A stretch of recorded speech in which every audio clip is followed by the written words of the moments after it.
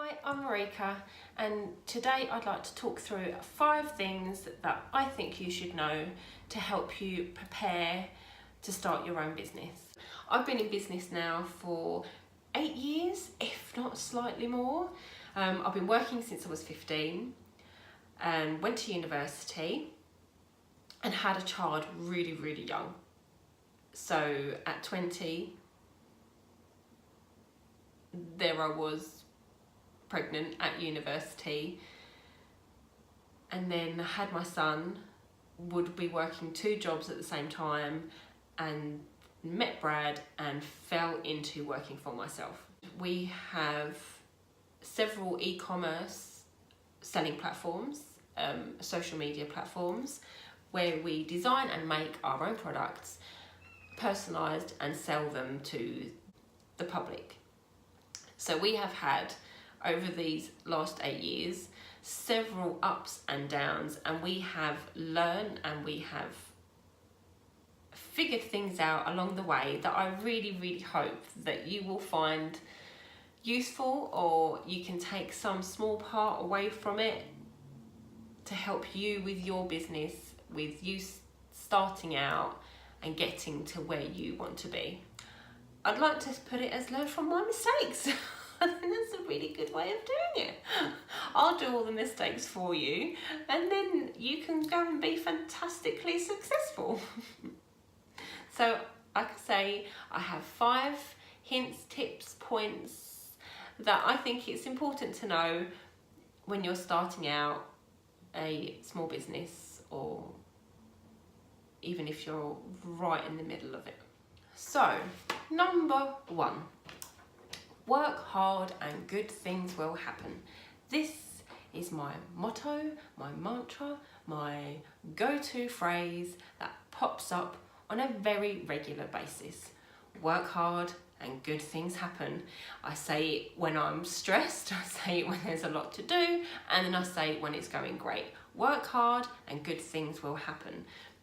And it does. It really does. If you're wanting to get somewhere, make a success of it, you will need to work hard, and working hard means good things happen. A really good quick little example, we needed to up our customer services on one of our platforms, so I decided to make sure that the time we took to reply to customers got better. So this is what I decided to work hard on, was answering messages. If it's DMs or emails or messages that you get through your selling platform asking for this, that and the other, I made a very conscious decision that we are now going to work hard at getting these people answered. So that means you are answering messages throughout your whole entire day, then you're answering messages all day. I used to do it where I did it twice a day, just at 9 AM and 9 PM, but that's not enough anymore. I think there's even, I heard somewhere that on Instagram, for their algorithms to be kicking in, you need to be answering your messages within 30 minutes. And I mean, that's a tight time frame. Also on Amazon, you need to be answering your messages within a 12-hour, I might have to check that with Brad, it might be 24-hour window, or your account goes red. So customer service wise, we're already very aware of having to answer quickly and appropriately, but now I decided to work hard at it. And working hard at answering your questions and talking to your customers means that they are satisfied, they are pleased, they get to know what they need to know faster, which usually then leads to the sale if they were wanting to buy something, or if they were just wanting to talk to you. It means that they feel appreciated and they feel like you're there for them. And then from buying the purchase and having a good customer experience from you answering that message within the first few minutes, sending out a good product, they leave a great review. And then leaving a great review, it means you get the next sale. So working hard at this start point at something, so in my example, answering those messages, at the end something good happens because you're making more sales. So you work hard at the start and then good things happen at the end. So this takes me on to point number 2.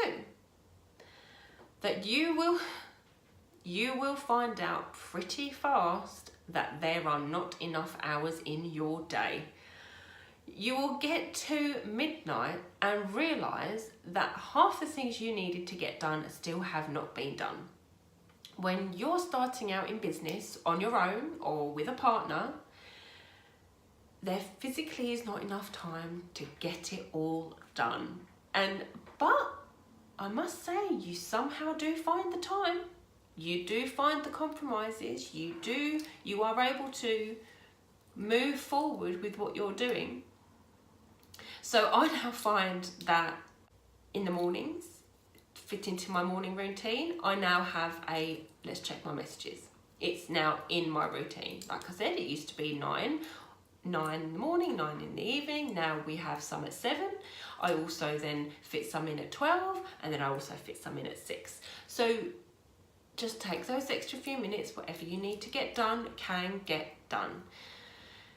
And eventually you'll get to a point where you're working hard, good things are happening, and then you're finding you don't have enough hours in the day, and you get to this point, you can employ someone.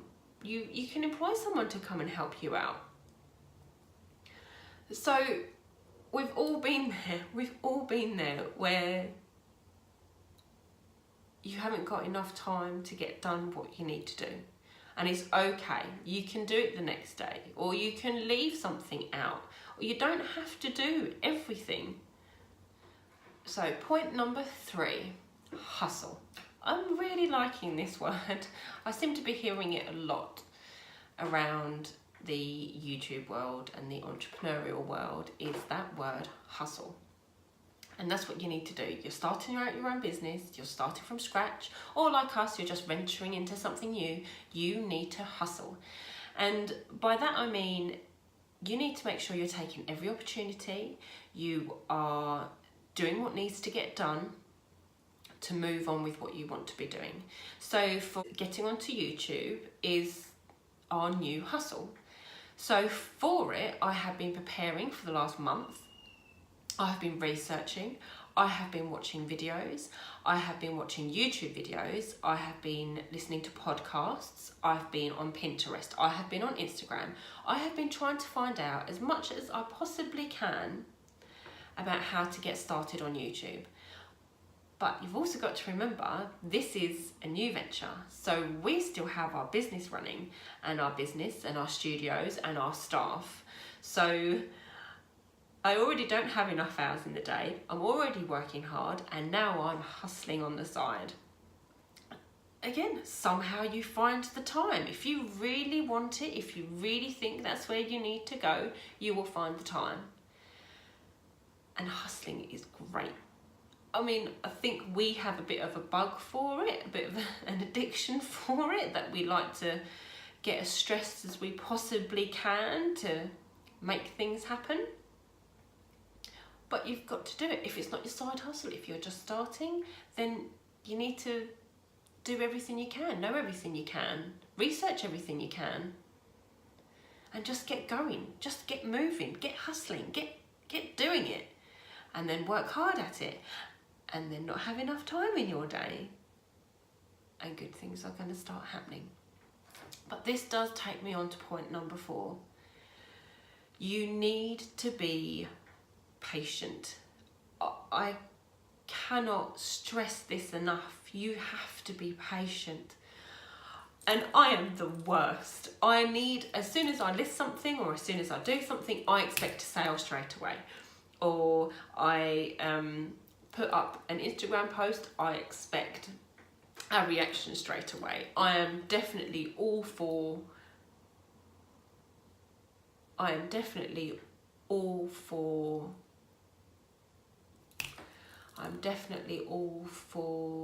the now. So when things take a long time, I get very ratty, and then I doubt everything, and I worry about everything, and I'm anxious about everything, and then I think I've done it all wrong. And it's a vicious cycle, me trying to be patient. It is really hard. Our general rule of thumb when we are in our business online is a 3-month wait. That's how long I like to give something. This has to do with us releasing new products and waiting for the sale. So where are we now? March. So in January, I was listing all new wedding products. We were quiet after the Christmas period. So it's the best time for us to really start getting into the new season, designing new things, researching. I'm hustling for weddings to make sure that we're then getting the sales in the height of wedding season, which is usually April to September. So it's quite a lengthy one. Main months obviously June, July, August. July, August being the busiest. And we're already hustling for it in January. But my problem is, as soon as I list something, I want that sale. From the sale, not so much for the money side of things, it's more for the acknowledgement that what I have just listed is okay. I'm on the right path. I've used the right titles, I've used the right tags, my photography is on point. Because it's really nerve-wracking when you're throwing it out there, especially when you're first starting and you don't have any reviews and you don't have anyone's opinion on what you've just done. Throwing it out there, I need something straight away to, that it's all okay. Does it happen that way? No. Do I have to wait for weeks and weeks before something comes about, before a sale, or before you hear that ka-ching? Yes. You have to be patient. You have to take a breath. You have to know that you've done your research, that you've gained the knowledge to put it out there correctly, and then wait. For example, a bridesmaid box that I designed in January, pre-filled, really lovely, full of everything that the bridesmaid needs, and then on the box it says, "Will you be my bridesmaid?" Listed it 2nd week of January, I think. Thinking, yeah, this is great. Oh, lovely. I'm really pleased. I like the design. And then nothing. Not a peep. I don't think I had any views on it. I don't think I had anyone looking at it. And that was it. I was saying to Brad, I said, I've made a huge mistake. I've priced myself too high. I've put too many products in. It's not the right cut. This is what I mean. My anxiety, downward spiral kicks in very soon. It could even be in with the first 20 minutes of me listing it. But now in March, so it's had a good 8 to 10 weeks of settling into the system, settling into Google, and the sales have come in, and I am so chuffed. I'm so pleased, so pleased, because then it means that I was doing the right thing in January. I had done the right keywords, I had used the right tags to then start making the sale. So you just have to be patient. But you also, with the patience, I think this is one thing that we have learned. You can't just list everything in January and hope it all pans out. Like I said, with your patience. You need to, this is what we're finding out, you need to start listing every week, every month for something different so that something will stick.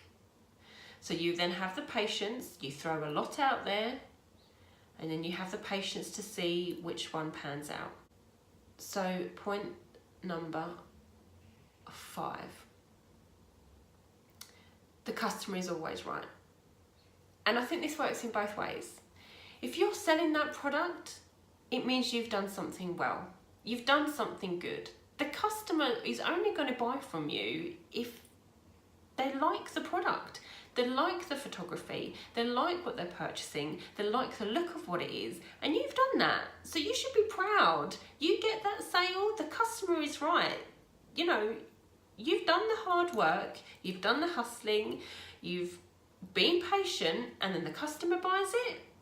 They're right. That you've done something good.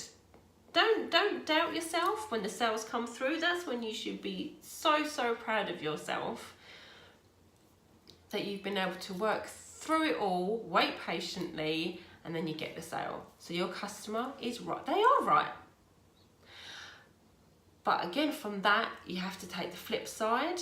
And I'm only going to just go into this really briefly, that because I think it's a whole new video, a whole different video that I should concentrate on, is that no matter what they message, no matter what the complaint is, no matter what the issue, if it's with you, your product, the delivery service, the shipping charges, the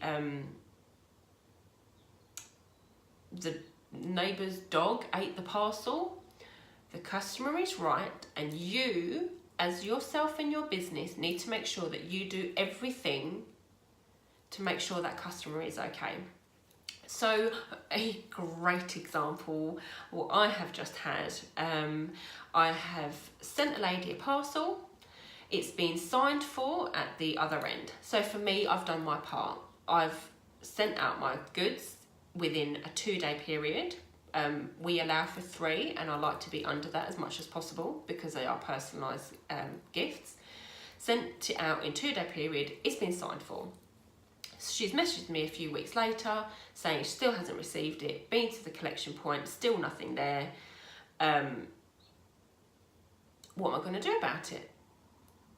And for me, as the seller, you think to yourself, well, hang on, I have sent this. I did my part, I made it, I sent it, it's been signed for, I've tracked it, I have proof that it has been signed for, and now they're saying it's not there. She stated that the person who signed for it never signs for items, so how is this possible? But the customer has not received their product. But end of, bottom line, they have not received your product. They have purchased it from you. They would like another one. They are in the right. No matter what happens in that journey, it always comes back to you. And you have to always make sure that the customer is happy at the end of your transaction. So you send another one or you refund. Send another one, refund. They are in the right. You take it on the chin and then just move on to the next one. That is really difficult to accept and to learn to just take a breath. Because a few times people have made me cry, but to just take a breath and go, no, the customer is right, they haven't received it, I will do everything that I can to make sure that they get my product.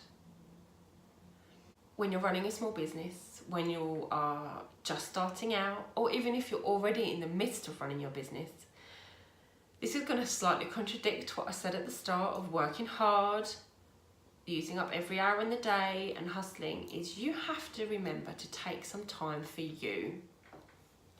You have to take a breath, take a step back, especially if you have things that have been stressing you out throughout the day, throughout the week. You have to take a step back for you. We try and make sure that Friday evenings is no work. So we get home, we feed the kids, and that evening is no work. The problem is, for us, no work means not sitting in front of the laptop. We will still be sitting on the sofa with our phone and our iPads in our hands, researching or looking up something or looking up for a new supplier, or just watching a video that might just help what we're doing for the next project. So that's how we enjoy our downtime. But that's how we choose to relax. But you can do it in any way. And you can do it for a day, you can do it for the whole weekend, you can do it for the week. Whatever you feel you need, you take that breath. I became quite poorly around this time last year. We'd had the Christmas rush, I had got stressed out beyond belief, wasn't sleeping, wasn't eating, and work got too much. So I made a very conscious decision. I would not be working in the evenings anymore. I said that I get home, have my dinner, and I will make sure that I have a calm routine and get to bed at 10. And I did that for a few months, just to reset myself. And now, well, 7-8 months later, I'm on 100% powering through, but I now have a happy medium. So like I say, we take Friday evenings off. I don't work as hard in the evenings, but I'm always working, I'm always hustling, but not as intensely. And weekends are unluckily, my son has a basketball, so there are some hours in my weekend that I cannot work. It forces me to not work because I'm at the sideline cheering like a crazy mum.